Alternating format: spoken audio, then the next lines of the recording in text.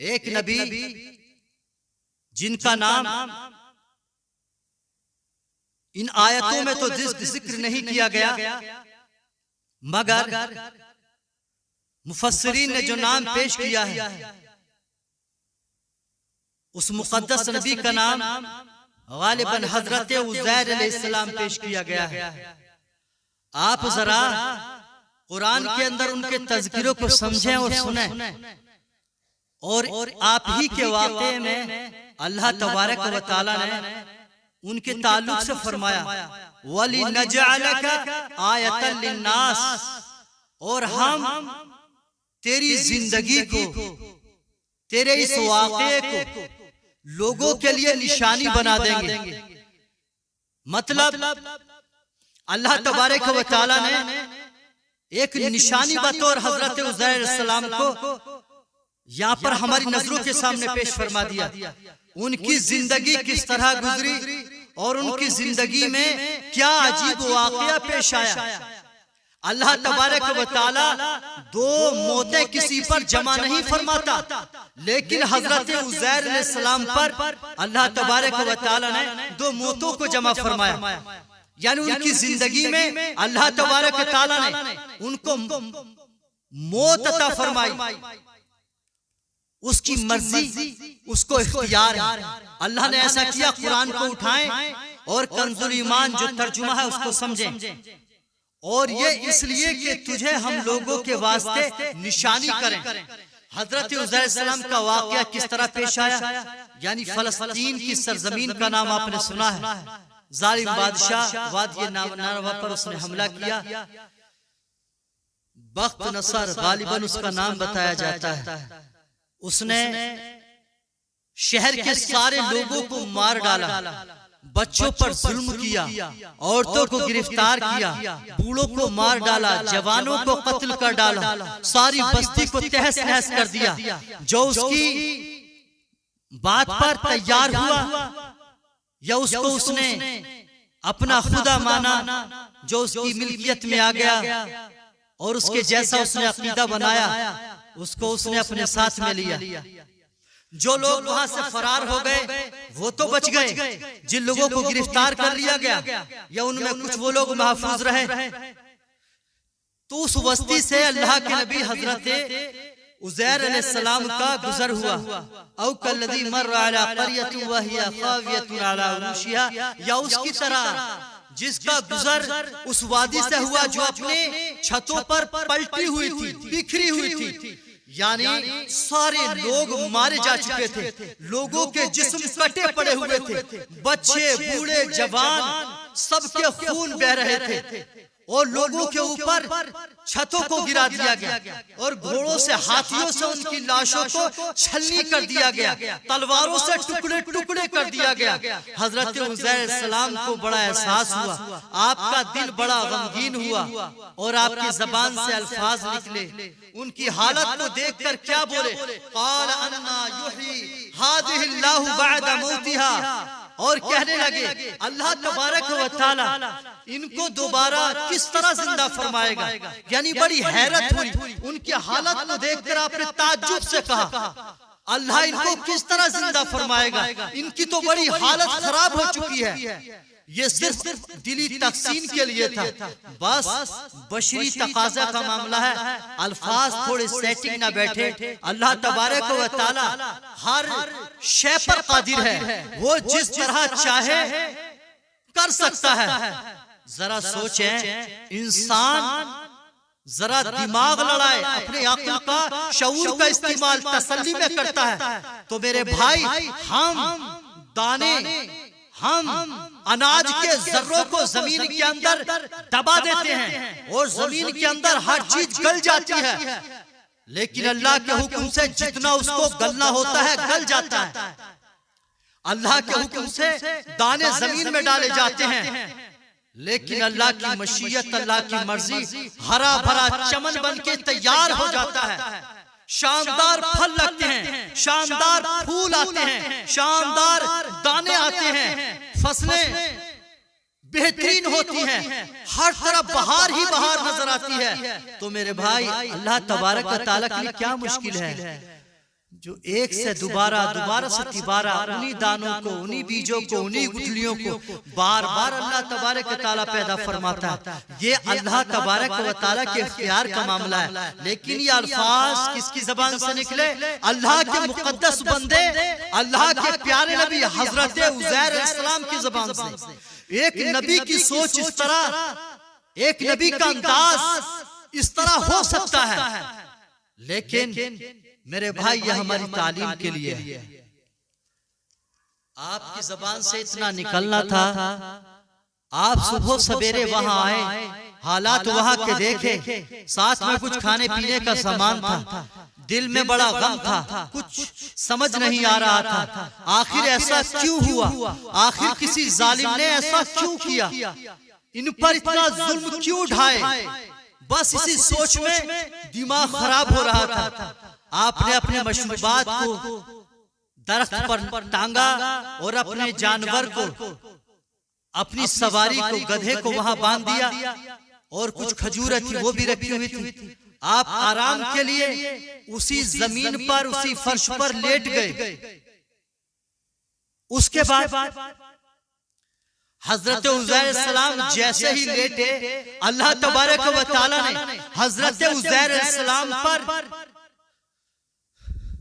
موت کی نیند کو مسلط فرما دیا. اللہ قرآن میں فرماتا ہے فَأَمَاتَهُمُ اللَّهُ مِئَةَ عَامٍ ثُمَّ بَعَثَ. حضرت عزیر علیہ السلام لیٹے، اللہ نے نیند میں موت کا خمار عطا فرما دیا. موت کا ذائقہ اللہ تبارک و تعالی نے دیا. اپنے نبی کو فرش زمین سے دارالسلام کی وادی میں داخل فرما دیا. دوسری زندگی کا سلسلہ شروع ہو گیا. دنیا کی زندگی کو ختم فرما دیا، آخرت کی زندگی شروع ہو گئی. مطلب برزخی زندگی، ایک دوسرے کے پاس حاضری نہ دینے والی زندگی. جب ہمارا کوئی عزیز، ہمارا کوئی رشتہ دار، ہمارے والدین یا ہم میں سے کوئی عزیز اس زندگی سے جاتا ہے اور برزخی زندگی میں پہنچ جاتا ہے، تو کبھی لوٹ کر وہ ہمارے نہ فنکشن میں، ہماری تقریب میں آتا نہیں. وہ ہمارے سارے کاموں سے بے خبر ہوتا ہے. یہ میں نہیں، یہ اللہ کی کتاب قرآن تمہیں بتائے گی. دنیا میں ہمارا کوئی بھی بھائی، ہمارے والدین، ہمارے عزیز دنیا سے کوئی بھی چلا جاتا ہے، اس کے اعمال کی کتاب کو بند کر دیا جاتا ہے. اس کے سارے مقدمات عدالت میں فولڈ کر دیے جاتے ہیں. اس پر کوئی بھی قانون لاگو نہیں کیا جاتا. وہ آخرت کی زندگی میں ہوتا ہے. دنیا کی ساری فائلیں، سارے کیس ختم ہو جاتے ہیں. حضرت عزیر علیہ السلام کو اللہ تبارک و تعالیٰ نے دارالفنا سے دارالبقا، دارالسلام میں داخل فرما دیا.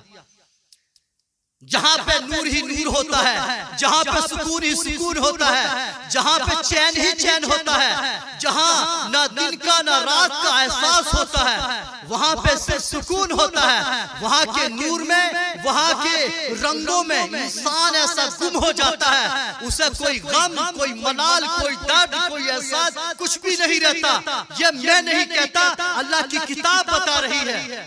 اللہ تبارک و تعالی نے فرمایا ہم نے اس پر نیند کی حالت میں موت کو مسلط فرما دیا، اور پھر ہم نے اس کو 100 سال کے بعد اٹھایا. اندازہ لگائیں اللہ تبارک و تعالیٰ کیا فرماتا ہے. ہم نے پھر اس کو 100 سال کے بعد اٹھایا اور کلام شروع کیا. اللہ تبارک و تعالیٰ نے اپنے فرما بردار بندے جو دارالسلام سے پھر واپس کیے گئے، ثم بعث، پھر ان کو واپس کیا گیا. اللہ تبارک و تعالیٰ نے ان سے پہلا سوال کیا کیا؟ قال کم لبثت، بتاؤ تم کتنا ٹائم رہے. تو اللہ کے نبی حضرت عزیر علیہ السلام نے اپنا دماغ لڑایا، سوچ و فکر کیا اور بولے قال لبثت یوما او بعض یوم، تقریباً میں ایک دن یا کچھ کم رہا. اللہ تبارک و تعالیٰ نے پوچھا تم کتنا ٹائم رہے؟ حضرت عزیر بولے ایک دن یا کچھ کم. آپ نے اپنے جو آپ جب یہاں پر آئے تھے تو آپ نے دیکھا تقریباً صبح کا ٹائم تھا، اور جب اللہ تبارک و تعالیٰ نے ان کی روح کو واپس کیا ہے تو تقریباً عصر کا وقت تھا، سورج ڈوبنے والا تھا. تو آپ نے غالباً ایک دن یا اس سے کم بالکل ٹھیک بتایا. اپنی سمجھ کے اعتبار سے جو کچھ آپ کو اچھا لگا آپ نے صحیح بتایا، کیونکہ آخرت کی زندگی کا خمار ہی کچھ ایسا ہے. آخرت کی زندگی میں اللہ تبارک و تعالیٰ نے سکون ہی ایسا رکھا ہے. آخرت کی زندگی میرے دوست، دنیا کے جتنے بھی بار ہیں، مقدمات ہیں، ضرورتیں ہیں، ٹینشنیں ہیں، وہ ٹینشنیں اللہ اپنے نیک بندوں کو آخرت میں نہیں دیتا.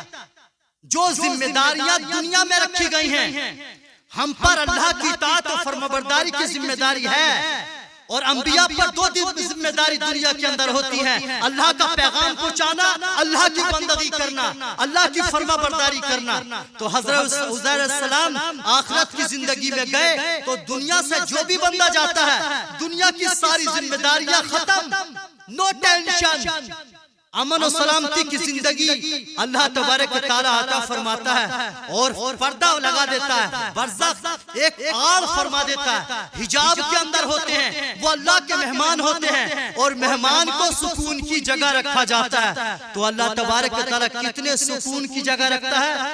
اب ذرا اس واقعے سے دیکھیں. اللہ تبارک و تعالیٰ نے فرمایا قال بل لبثت مئۃ عام،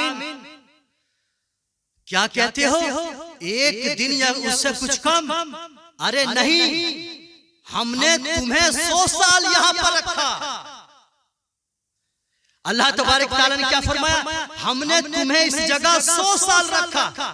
حضرت عزیر بولے ایک دن یا اس سے کچھ کم، کیونکہ وہ دنیا کی زندگی کا احساس لگایا.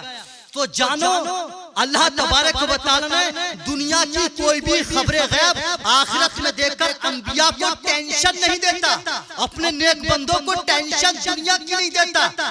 لیکن یہ ہم نے عقیدے من گھڑت بنا کے دنیا کی ساری ٹینشنیں ہم نے اولیاء کرام پر، اللہ کے مقدس بندوں پہ ڈال رکھی ہیں. کیا وہی ہماری جنگیں لڑیں گے، وہی ہماری بگڑی بنائیں گے، وہی ہمارے سارے کام کریں گے؟ ہم کچھ نہیں کریں گے، ہم بس ان کے نام کے ڈھولک بجائیں گے، ان کے نام کے گیت گائیں گے، ترانے گائیں گے، سب کچھ، اور ان سے ہم مانگیں گے. ارے قرآن نے اس کا رد کیا. پیارے نبی صلی اللہ علیہ وسلم کے سامنے یہی عقیدہ ان لوگوں نے پیش کیا جو اہل کتاب تھے، جو کہتے تھے ہمارے حامی مددگار حضرت عزیر ہیں، حضرت عیسیٰ ہیں، اور ملائکہ ہیں، اور ہمارے جن کو ہم مانتے ہیں جو ہمارے دربار میں محافظین جنات ہیں یا ملائکہ ہیں، وہ ہمارے مددگار ہیں. تو اللہ کا کلام آ جاتا ہے قُلِ ادْعُوا الَّذِينَ زَعَمْتُم مِّن دُونِهِ. اے محبوب صلی اللہ تعالی وسلم ان سے آپ کہہ دیجئے جن پر تمہیں ناز ہے فَلَا يَمْلِكُونَ کشف الضر عنکم ولا تحویلا، وہ تمہاری پریشانی دور کرنے کا اختیار رکھتے ہی نہیں. وہ تو خود دارالسلام میں سکون کی جگہ ہے. تم کو کس نے بتا دیا؟ تم سے کس نے کہا؟ وہ تمہارے مدد، وہ تمہارے کام بڑھانے کے لیے دنیا کے اندر آئیں گے. یہ عقیدہ کہاں سے نکل کر آ رہا ہے؟ پیارے نبی صلی اللہ علیہ وسلم کے غلاموں، دارالسلام میں اللہ اپنے نیک بندوں پر کوئی ٹینشن نہیں رکھتا. یہ قرآن اس بات کی شہادت پیش کر رہا ہے وَلِنَجْعَلَكَ آیَةً لِلنَّاسِ، اور ہم تیری زندگی کو لوگوں کے لیے نشانی بنا دیں گے. دیکھو اللہ تبارک تعالیٰ نے کیا فرمایا، 100 سال گزر گئے اور تم یہ سوچتے تھے کہ تمہارا رب ان لوگوں کو جو جل گئے ہیں، جو سڑ گئے ہیں، جن کی ہڈیاں خاکستر ہو گئی ہیں، جو مٹی میں مل چکے ہیں، ان کو اللہ تبارک تعالیٰ کیسے زندہ کرے گا؟ دیکھ پہلی نشانی تو رب نے یہ ہمارے لیے بیان فرما دی. اللہ تبارک تعالیٰ قادر مطلق ہے. انسان چاہے جل جائے، خاکستر ہو جائے، جانور کھا جائیں، مچھلیاں کھا جائیں، اللہ تبارک تعالیٰ ان کے جسموں کو بھی دوبارہ زندہ فرما دے گا.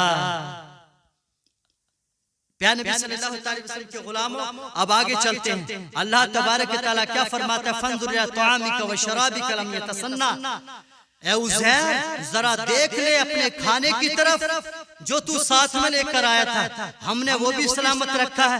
اپنے کھانے پینے کے سامان کو دیکھ، اس میں بو تک نہیں آئی ہے۔ وانظر الی حمارک، اور تو ذرا دیکھ لے اس گدھے کی طرف کیسا مٹی ہو گیا، بالکل اس کا نشان ختم ہو گیا، ڈھانچہ اس کا بکھر کے رہ گیا۔ وانظر الی العظام کیف ننشزها، اب اس بات کی بھی تسلی کر لے ہم دیکھ کیسے اس کو کھڑا کریں گے، ثم نکسوها لحما، اور پھر کیسے اس پر گوشت کو چڑھائیں گے۔ اللہ کی قدرت، اللہ کی شان۔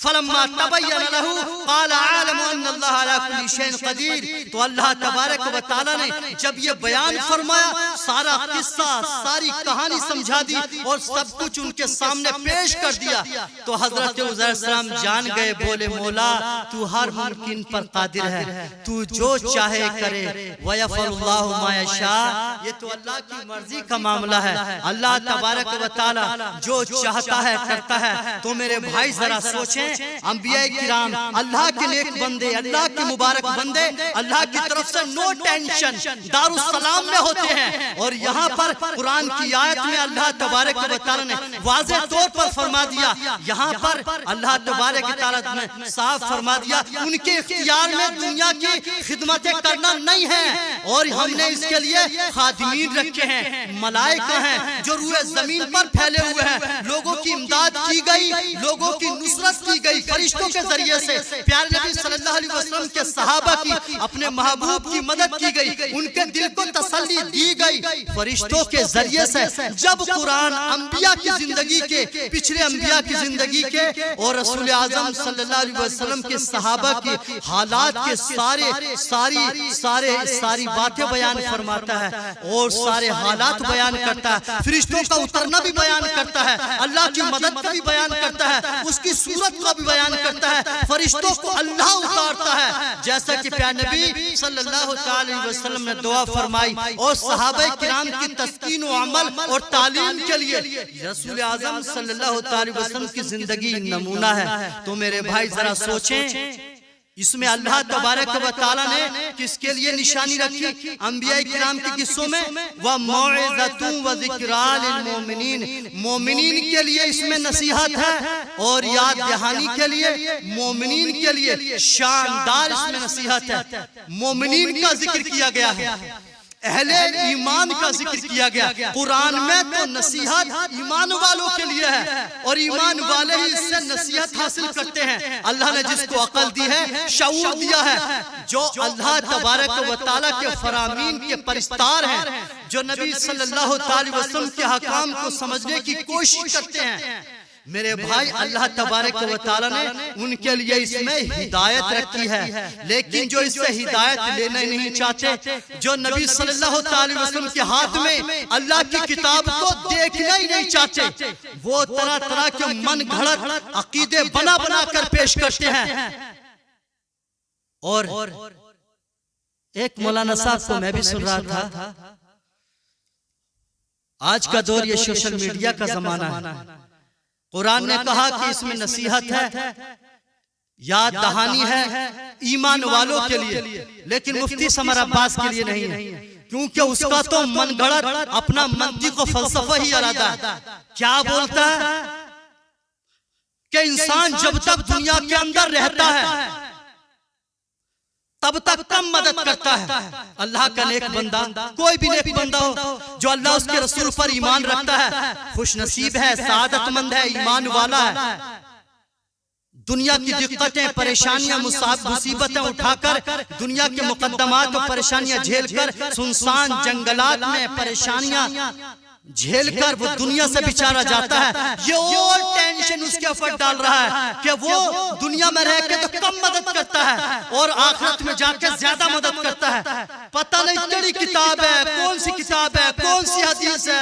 اللہ کی کتاب، یعنی اللہ خود اپنے محبوب کے ذریعے روبرو فرما رہا ہے، ایک نبی کی زندگی سامنے ہے۔ ارے انبیاء پر صرف اتنا ہی ذمہ داری ہے، جو مصیبتیں، جو پریشانیاں، جو وزن دنیا کے اندر، چاہے وہ تبلیغ کا تھا، ہدایت و رہنمائی کا تھا، چاہے وہ دعوت کا تھا، وہ سب کا سب اللہ تبارک و تعالی نے دنیا کے اندر رکھا ہے۔ دنیا کی زندگی کا معاملہ علیحدہ ہے، آخرت کی زندگی اور ہے، اس کے اصول بھی اور ہے، اور دنیا کی زندگی کے اصول اور ہیں۔ دنیا کی حکومت کا معاملہ اور ہے، آخرت کی حکومت کا معاملہ اور ہے، اور آخرت کے اصول دنیا پہ لاگو نہیں کر سکتے، اور دنیا کے اصول آخرت پہ لاگو نہیں کر سکتے۔ دنیا کی رجسٹر اور ہے، آخرت کی رجسٹر اور ہے۔ اور میرے بھائی، آخرت کا معاملہ تو اتنا شدید ہے اور اتنا پیارا بھی ہے۔ مطلب آخرت سے اگر کسی انسان کو لایا جائے، جس انسان نے دنیا میں کوئی غم نہ دیکھا ہو، اور جہنم میں ایک لمحہ ڈال کر اسے نکال کر اس سے اگر پوچھا جائے گا، بتاؤ تم نے دنیا کی زندگی میں کتنا آرام پایا، جانتے ہو وہ کیا کہے گا؟ خدا کی قسم، مجھے زندگی میں ایک لمحہ آرام نہیں ملا، چاہے وہ ساری زندگی 100 سالہ زندگی، 1000 سالہ زندگی دنیا سے گزار کر گئے ہو، کیونکہ آخرت کا عذاب اتنا خطرناک ہے، وہ اس پر غالب آ جائے گا اور کہے گا مجھے زندگی میں آرام ہی نہیں ملا۔ اور اگر کسی کو دارالسلام سے نکال کر دارالامن، دارالجنہ سے نکال کر دنیا کے اندر لا کر اس سے پوچھو، جس کی 100 سالہ زندگی میں اسے دکھ ہی دکھ ملے ہو، پریشانی ملے ہو، کسی موڑ پہ اسے آرام نہ ملا ہو، اور اگر اس سے پوچھا جائے گا ذرا بتا تجھے دنیا میں کوئی تکلیف ہوئی یا نہیں، تو وہ جانتے ہو کیا جواب دے گا؟ وہ یہی جواب دے گا، خدا کی قسم مجھے کوئی بھی تکلیف ہی نہیں پہنچی۔ مطلب وہ دنیا کی مصیبتوں کو خطرے میں لائے گا ہی نہیں۔ یہ آخرت کی زندگی کا معاملہ ہے۔ یہ آخرت کی زندگی میں اگر آرام ملا ہے تو دنیا میں نو ٹینشن۔ دنیا والے کیا کر رہے ہیں؟ اللہ وہ ٹینشن دیتا ہی نہیں، یہی بتایا گیا اس کے اندر۔ اللہ تبارک و تعالی جو ٹینشن دنیا میں دے چکا، کوئی ذمہ داری میرے دوستو اپنے مقدس بندوں پر، انبیاء پر رکھتا ہی نہیں۔ No tension. خادمین کے اوپر ذمہ داریاں ہیں، فرشتوں کے اوپر ذمہ داریاں رکھی گئیں۔ اللہ تبارک و تعالی نے سب اپنے رحم و کرم، اپنی قدرت میں رکھے ہوئے ہیں، کسی اپنے نیک بندے کو ٹینشن میں ڈالا ہی نہیں۔ لیکن ہم نے یہ نظریہ کہاں سے نکالا؟ ہم خود ٹینشن لینے کو تیار نہیں، اور اب وہ ہمارے احباب، ہمارے وہ اسلاف جو دنیا سے رخصت ہوئے، امن و سلامتی کے گھر میں گئے، ان کو ٹینشن رات دن دینے کو تیار ہے۔ میرے بھائی، وہ تو اتنے نو ٹینشن ہوتے ہیں، ان کی زندگی کو اللہ تبارک و تعالی نے قرآن کتاب کے اندر روبرو فرما دیا، محبوب صلی اللہ علیہ وسلم کے ذریعے۔ اللہ تبارک و تعالی ہم سب کو عقل سلیم عطا فرمائے، اور قرآن اور پیارے نبی صلی اللہ علیہ وسلم کے فرامین پر ہم کو عمل کی توفیق عطا فرمائے۔